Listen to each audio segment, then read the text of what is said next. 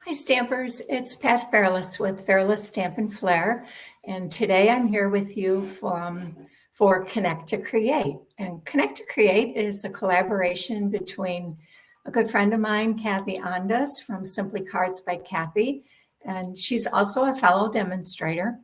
And we will come to you each week with a new technique or tip in a short video to share with you to hopefully have some fun and help you learn a little bit of something. Today, I'm going to show you a technique that I call rubber band stamping. I learned this at a retreat, probably a year and a half ago now, and I had never seen it before, and it's actually very, very easy and very fun, and it can create some unique backgrounds for your cards. So I'm going to show you that today, and I'll show you how we do it from start to finish, and then I'll show you a couple of cards that are completed where I use that technique. So let's go ahead and flip my camera down.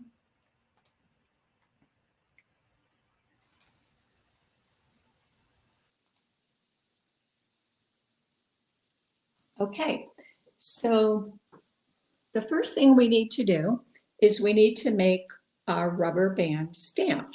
And you can use any kind of a block, it could be acrylic block, it could be a wood block, any kind of a block that you can wrap rubber bands around. So I have a few, and I have a whole bag next to me if I need more. You can use all the same size rubber bands, you can use different size. Obviously, if you use thicker and thinner rubber bands, like these are a little thinner, it just changed the look a little bit. So let's go ahead and wrap these around our block, and we're not going to be too fussy. Sometimes if you let it twist a little bit, that's great. That adds a little bit more texture. The one thing I did learn is you kind of don't want to add all of your vertical ones at the same time or all of them in the same direction. You kind of want to mix it up so that they cross at different levels. So I will just wrap this around here. And now I'm going to add another one maybe down in this direction. Actually, before I do that, I'm going to put one over here. And again, this doesn't have to be fancy or any particular order. You just kind of want to get them to crisscross and make different patterns. So maybe I'll add this little thinner one here across the middle. And then maybe another one up here across these. And that's pretty good. I think that'll work fine. I don't think I need any more. I could obviously add more, but it's not really required. So I'm going to take a 5 1/4 by 4-inch piece of very vanilla cardstock. And I'm making a fall card, so the colors I'm going to use today are Mary Merlot, Old Olive, and Pumpkin Pie. Those are good fall colors and kind of typical of what we might use this time of year. So it doesn't matter what order we do it. Just open this up. And I will start stamping with this to create different patterns here on my background. And you can go in, obviously, in any direction. You just kind of want to get something everywhere.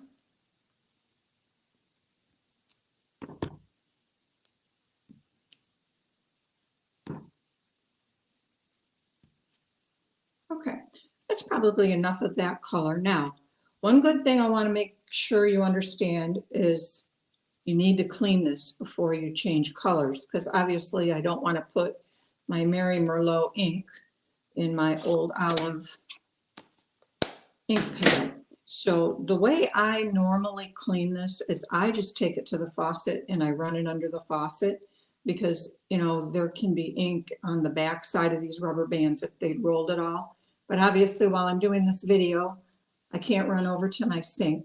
So I just have a little thing of water here. Probably shouldn't bring this over because I'm probably going to have water everywhere. But I'm just going to kind of dip it in this and get that cleaned out. And then I will take my chamois and just clean that off pretty good. And you might even want to just roll it a bit to try to make sure you got all sides of your rubber bands clean. So we'll call that good. So now I'm going to use my next color, Old Olive. And I'm just going to repeat the process.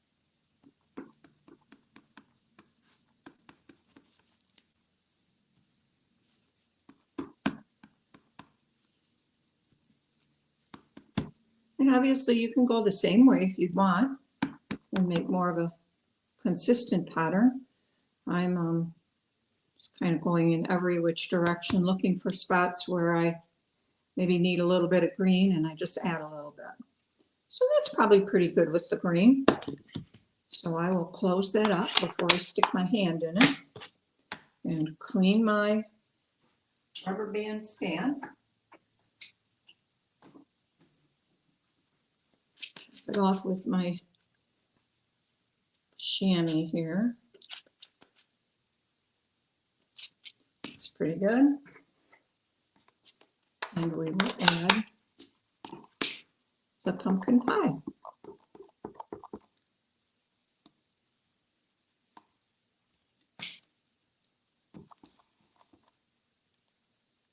And again, I'm just looking for where I maybe have a little bit more white space that I want to fill up. This is not critical at all. You just kind of want to get a random pattern going. So it actually looks pretty good. So I'll clean off my staff one more time.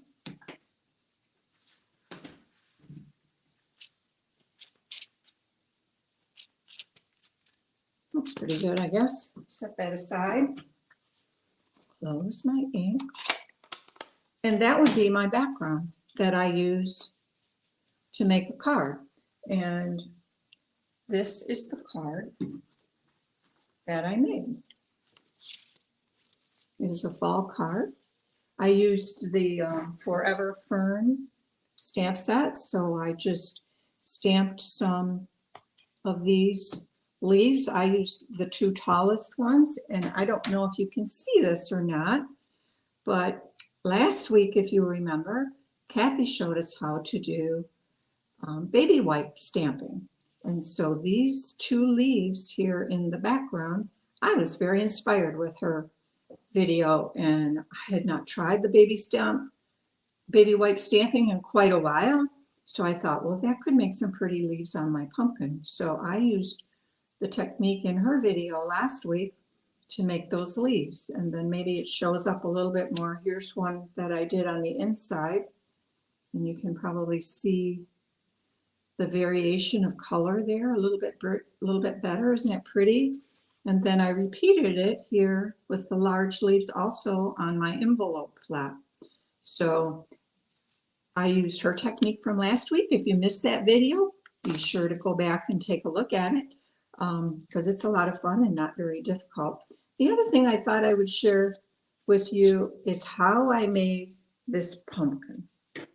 Now, when I decided I wanted a pumpkin flower pot, I discovered that I do not have a current pumpkin stamp set. Hard to believe with all the stamp sets I have that I didn't have a current one, but I didn't. So I remembered when I first started stamping, we used to make pumpkins out of ovals.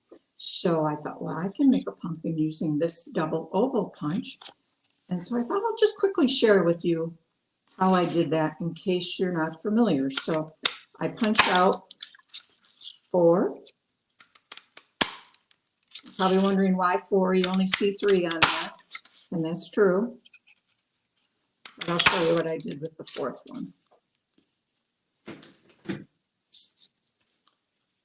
So I have 4 of them. Now what we want to do is color the edges a little bit. Set this aside. I'll get it out of my way before I toss it in the ink, because that's exactly what I tend to do a lot. Oh, and I just stuck my finger in the ink. So I just took my pumpkin pie ink with a sponge dauber, and I went around each of the ovals. That gives it a little bit of shading and some dimension. So on 3 of them, that's what I did. Let's quickly do this so you can see how I made that pumpkin. It's kind of cool because you might have an oval punch but not have a pumpkin stamp or die, but you can still make pumpkins, and I think they look a lot like pumpkins. So this is an old technique, oldie but goodie, right? So what I did here was I used this one to kind of help hold the back 2 in place. If you were going to put them right next to each other, you wouldn't need to do that really. But I decided, and I'm lining them up here on my grid paper, I decided that I wanted them spread out a little bit. So I just take either my liquid glue, or in my case, I'm a stamp and seal person, if I can get the cover in.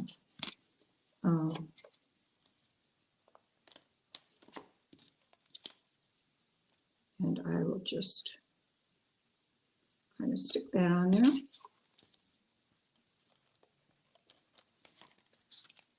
Now I got glue on my paper, which I always tell my stampers, don't let that happen because it makes a mess. You get something stuck on there that you don't want stuck on there. I should have had my little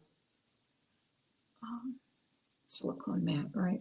But I didn't, so it's okay, we'll get it off. So they're just spread out a little bit. Now the third one, so I'm just using that as a placeholder. You could use any scrap of cardstock behind there to kind of hold those apart. Now I just took a couple dimensionals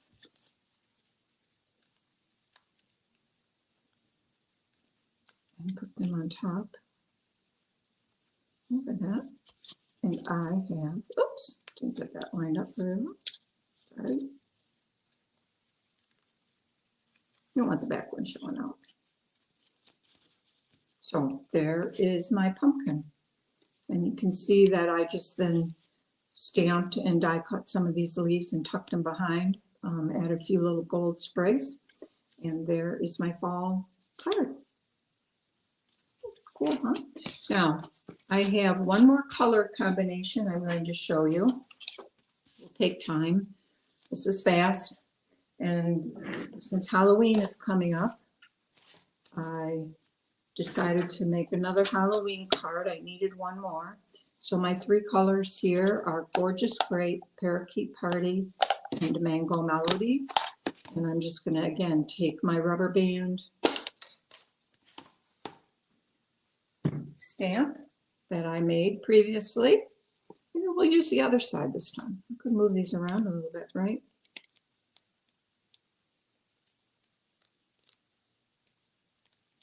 I don't know why, but I could use this other side if I wanted to. Doesn't matter.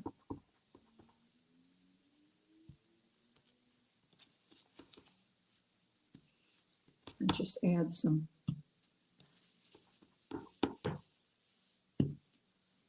Gorgeous Grape in here.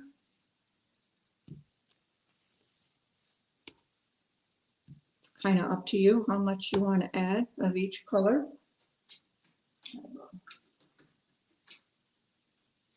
Clean that off. Chamois.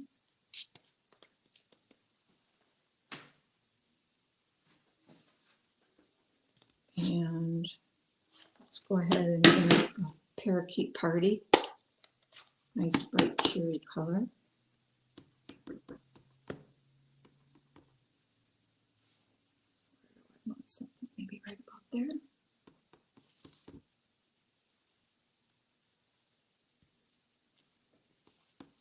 All you really need to do is just look for a place that needs some green and go ahead and ink that in.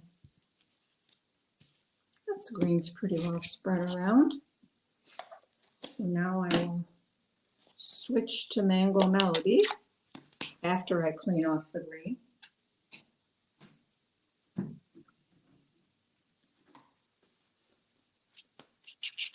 Again, roll it. It doesn't hurt to roll it a little bit. I really like doing this under the faucet better because that's easier. So if you have a faucet handy in your stamping area, just run it under your faucet. Here we'll add some Mango Melody. In that direction. here.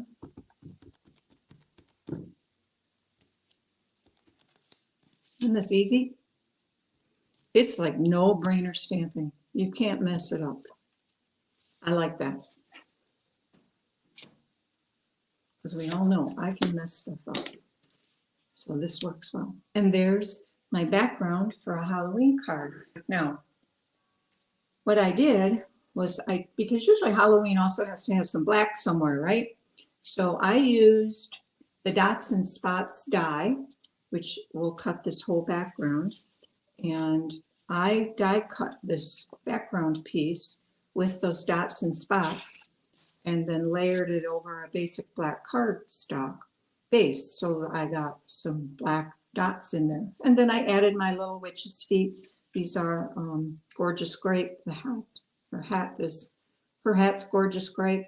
I colored the polka dots in her socks and her little buckles with some Stampin' Blends in the same colors as the background. I did fussy cut this little spider from the set and stick it on her hat.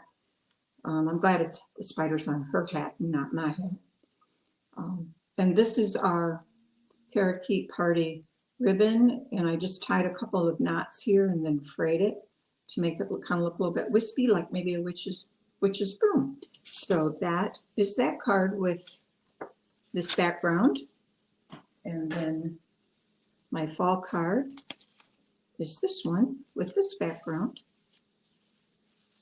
And those are the two cards that I was planning to share with you today. So I hope you like that. I hope you give it a try. Let me flip back over.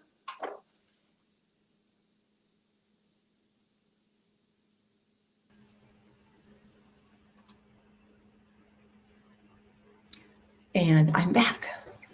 So those were two fun cards, very easy, appropriate for the season, right? I hope you enjoyed them. And if you liked them, if you would subscribe to my YouTube channel, or if you're watching on Kathy's, subscribe to Kathy's. We'd love to have you subscribe and help us spread the fun. And other than that, I hope you have a great day. And Kathy will see you next week with another fun technique. Have a good day. Bye-bye.